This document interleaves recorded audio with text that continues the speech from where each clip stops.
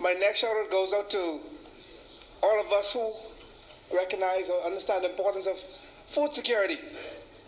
So special shout out to those persons from the Trees That Feed Foundation, Mike and Mary McLaughlin, and Dr. Ken Banks, who are partnering with us to bring trees to the Bahamas that feeds our people, and in particular, like was noted, the breadfruit tree.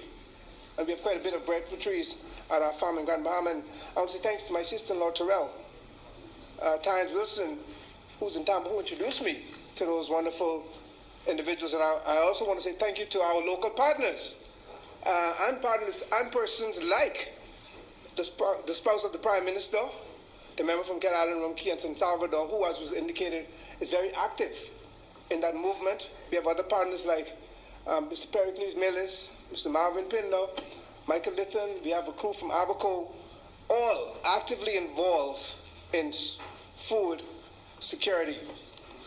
You know, I want us in the Bahamas to take this matter serious and let us be more interested in feeding ourselves than our international partners.